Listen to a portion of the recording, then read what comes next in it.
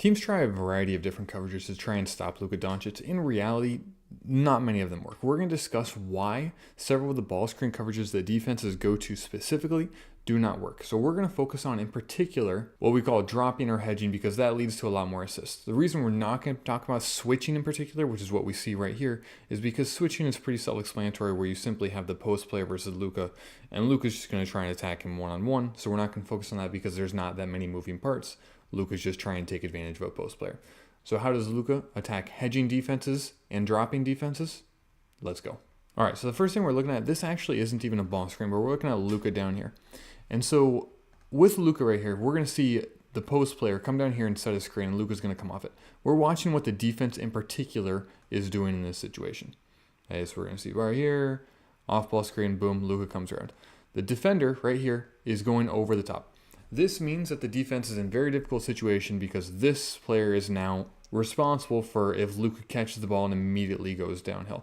The reason this is difficult because now essentially this player has to stay with the post player and stay with Luka momentarily until this player recovers back in front. This means Luka has an opportunity to take advantage of it momentarily, and he does this extremely efficiently. Boom, you see defender steps up.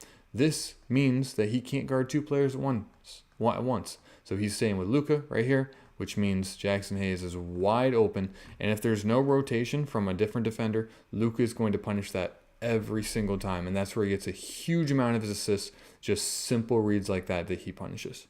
All right, boom, same thing. We're seeing ball screen is going to come up. We're going to watch this defender. What is he going to do the moment the ball screen happens? One thing I should point out is the reason defenders feel the need to go over instead of under is because if they go under, Luka's simply going to shoot this ball right here, and he shoots it with pretty good efficiency, so defenses don't really do that. Okay, so the other defender is now, well, Luka's coming downhill, so I have to stay right here to stop him. That is his mentality. Hey, so Luka's going to be like, yep, I'm the threat. In the meantime, this player, the post player, is now rolling to the rim, and Luka, one, he knows that Chris Paul is the one over here. Chris Paul is not going to be able to jump with post players. Yeah. But two, he knows that if he can maintain this dude's attraction on him, that there's going to be no one in the way between Jackson Hayes and the rim. And so Luka does a good job keeping the defender engaged and put the ball up where Chris Paul is not going to have a chance to go get it. And the second example we're going to talk about is I'm going to call this the medium drop. It's still the same concept, but instead of the post player being up here and trying to engage Luka the moment he comes off the screen, he's going to be further back and try and like dare Luka into a difficult shot. Essentially, that's the goal. But this puts similar strain on the defense. The exact same concept is provided because instead of Luka simply waiting out here with the post player and staying with him, he's saying, okay, well, you're going to back up a little bit. I'm going to attack you so that way you have to go with me. And he's going to engage him regardless. And the same effect is shown instead of the post player being out here and Luka making the pass, he just goes in further and says, look at me, and then throws it over the top to, again, a Jackson Hayes that has an uncontested finish at the rim.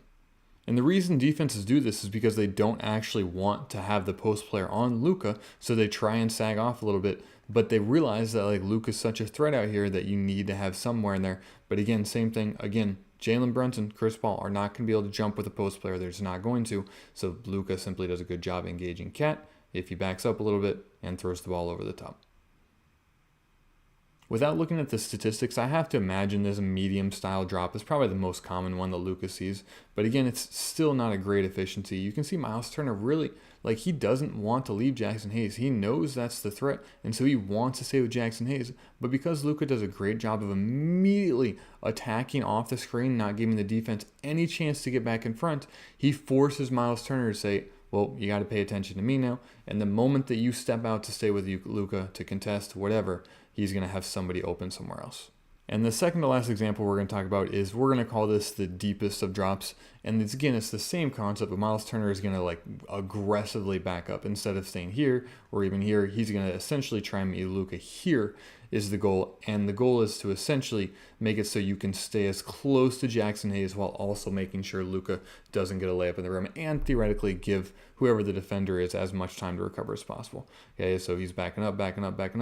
And again, Luka's just like, at some point you have to respect either my shot or you're going to go give me a layup or you're going to have to step too far away from Jackson Hayes and he's going to throw the ball up. And we see the same thing here with the Pelicans. Again, we're going to see relatively deep drop, post player not even trying to really prevent this three-point shot.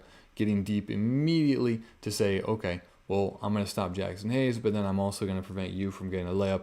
But in reality, again, what do we see? Over here, again, it's a common theme. The weak side defender, the Lakers put their shooter over here, whoever's got somebody that doesn't have good rim protection on this backside.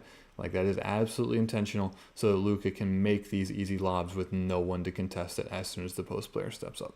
And finally, I wanted to include what I thought was really good defense actually here from the Bulls. And Luka still punishes it, don't get me wrong, because Luka's a great player in his own right. But I thought Vucevic does what I think is what I would probably do if I was guarding Luka. And the same thing, you have the deep drop aggressively, and you have this player getting over the top. And so Luka's coming down, and you can see Vucevic is conceding ground. It says, Luka, you want to shoot the mid-range shot, shoot the mid-range shot. We'll give that up because we have to give something up. And so Vucevic is getting as deep as humanly possible, really doing a good job of staying balanced between the two of them, where Luka doesn't feel like he has a layup, but then Vucevic is also in decent position where he's not too far away from Jackson Hayes. But this is just a thing. Luka puts the ball in a perfect spot, and it's so difficult because Jackson Hayes is sprinting downhill, and these guys are so athletic. They can leave from pretty far out and still go get this ball up here. But you can see Vucevic is making contact with him borderline pretty far away from the basket, 2 feet, 3 feet away from the basket. And so it's just an impressive amount of what it is really good for Jackson Hayes and a good pass by Luka, because I think Vucevic plays good defense in that situation. That's probably the defense that I would honestly go to. But in reality, just stopping Luka is going to be extremely difficult because he reads the ball so well. Whatever the defense goes over the top, where they hedge, how deep they hedge, Luka is just going to tear them apart if you don't have rotations on the backside, which teams just don't because the Lakers intentionally put it so somebody small is in that corner so there's no real rotation because they can't jump with them. And Luka punishes every single time. If you enjoyed, feel free to like and subscribe, and most importantly, have a blessed rest of your day.